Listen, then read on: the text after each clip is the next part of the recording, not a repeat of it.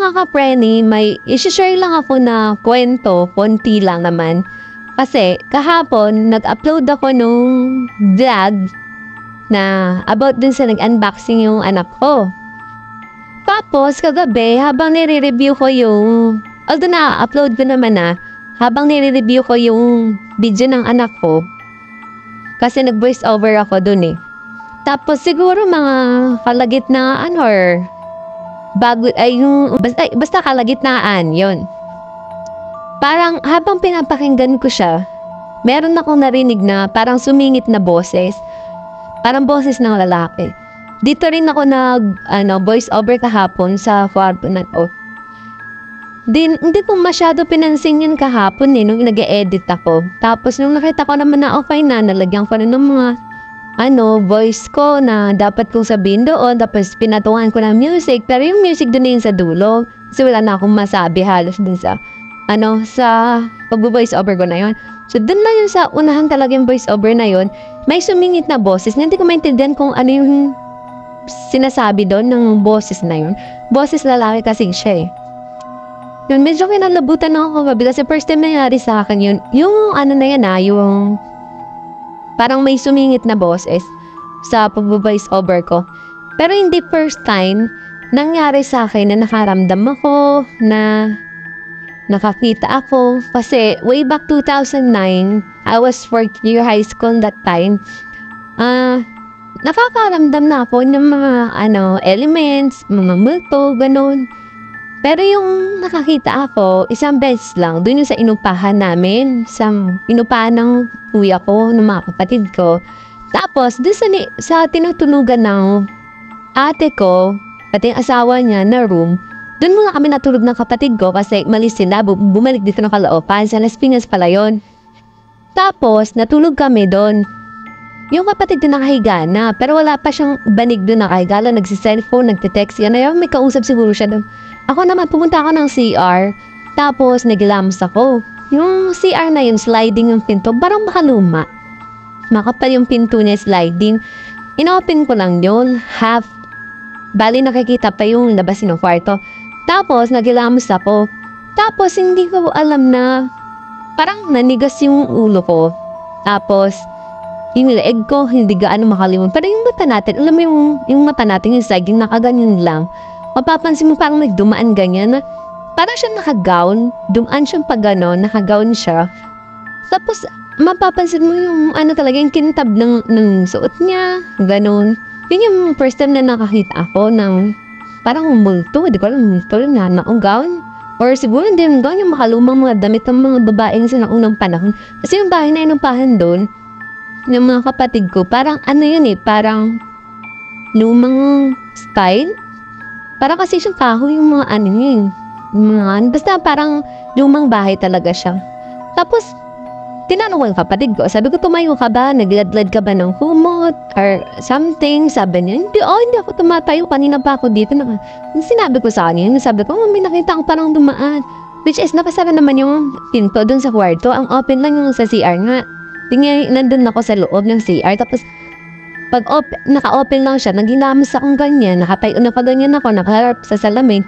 Tapos, walang na parang na-stuck lang ganyan. Tapos yung mata ko na lang gumalaw na ganyan. Yun, nakita ko na parang may dumaan.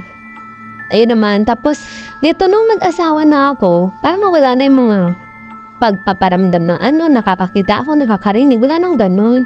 Ngayon naulit siya. Kahapon, yun nabu-voice over ako. Narinig ko siya. Ito yung video na sinasabi ko. Ito yon, papakita ko. Yan. In-upload ko yan kahapon. Pwede niyong puntahan kung gusto niyo makita. Or ipi-play ko na lang dito yung maiksing clips lang ng video na yan. Pero pwede niyong panoorin kung gusto niyo talaga makita. One ng anak ko yung hawak ko. Ayun. Ipi-play ko na lang dito yung maiksing clips kung saan narinig yung voice ng sumingit na yon. Ewan ko ba kung ano yun. Tapos, pwede nyo rin puntahan dun sa channel ko mismo. In-upload ko naman, hindi ko naman binura. Nilagay ko rin yun sa Facebook. Hindi ko lang alam kung sa pag-edit ko yun or... Kasi nakailang delete naman ako dun eh. Kasi nga, pag nabu-voice over ako, nabubulol ako kaya. So, ayun, naputol kasi 5 minutes lang pang pinindot ko yung yung sa camera. Ay nga, asa na ba tayo? Yun, sa pag-edit, hindi ko rin alam kung doon yun. Pero kasi, ako lang dito, wala namang pumunta eh. Walang pumasok dito sa kwarto ko hapon na ba nag-edit ako. Tsaka paulit-ulit ako kasi nga, nabubulol ako habang nag-edit. Parang ngayon nabubulol ako. Yan. Pag nabubulol kasi ako, buburahin ko agad yung parts na ewan kung saan yung nabulol ako. And then, mag-play ulit ako, magre-record ulit ako, mag-voice over ako ulit. Tapos yun, ay! Oh my God! Pansin niyo yan? Pansin niyo?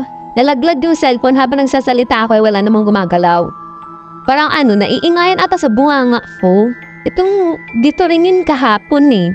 Nangingilabot na naman ako, nalaglag na naman yung cellphone. Nalaglag yung cellphone, guys, nangingilabot ako, my God. Sige. Sa pag-i-edit ko pala, yung putol ako, wala ako, may natakot ako.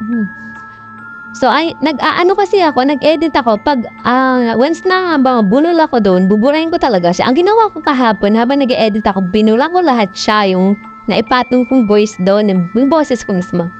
And then, sige, nagawa ulit ako. Tapos yung continuous na yun, hindi na ako nabubulol doon. Tapos yung in-upload ko na okay na siya, papanoorin ko doon sa isang account ko, pinanood ko yung video. Nagulat na lang ako, sabi ko, ba't gano'n? Ba't may parang boses na sumisingit talaga? Wala namang kasama dito pa. Apilad dito, wala akong kasama. Nandun yung anak ko kahapon naliligo sa CR.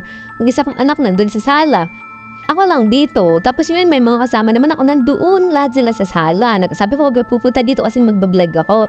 Gano'n naman palagi. Kapag mag-edit ako, sabi ko lang pupunta dito, ako lang dito. Saan lang gagaling yung boses na yun? Kasi kung electric pan naman, dapat continuous yung ingay niya. Hindi, saglit lang. Promise, mapapanood niyo yan or maririnig nyo kapag pinanood nyo yung video ko. Kahit nga aso, hindi naman nasagap kahapon kung nag-edit ako. Ayun. So, medyo nakakatakot lang kasi first time nangyari yung sa akin. Ayan, naririnig nyo, may nag-iingay yung anak ko, diba? Umiiyak. Ewan ko makukuha dito sa, sa video ko ngayon. Pero nag-iiyak siya ngayon. Kasi andyan kalaro niya yung pinsan niya, nag-agawa na naman siguro ng laruan. Nag-iiyak siya, siguro naman marirecord yung mga ingay dito na. Unlike dun sa video kahapon na sumingi talaga na boses, yun, talagang na siya na. Parang iba talaga. Hindi ko lang alam sa inyo ha, pero para sa akin kasi, ganun talaga yung naririnig ko, parang ibang boses, parang hindi sa tao. Yun. Ayoko kasi sana i-share to, wala namang pakialam kasi iba, pero gusto ko lang, kasi hindi ako mapanatag, hindi ko alam. Gusto ko i-delete yung video, pero nasasayang naman ako. Kasi taas agad ang business, diba? So, ayun lang, mga ka-preni, kung sino gusto manood ng video na yan at gusto pakinggan yung creepy na yun, kung gusto niyong ma-notice, kung totoo ba yung sinasabi ko, pwede niyong puntahan dun sa channel ko, yung Bam Bam DIY and Random Vlogs.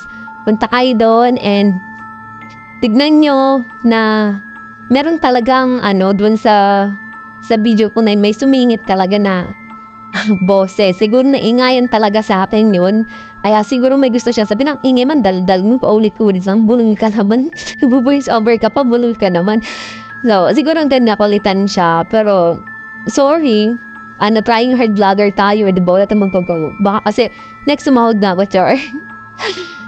So, yun lang. Thanks guys sa pagpanonood. Daw lang kwentang vlog na to. So, ayun. Sana sumuport pa kayo at manood pa ng iba ka mga uploads. Yun na. Thank you. Bye-bye. Kita niya pa nga sa camera yung laruan niya. Sabi ko nga,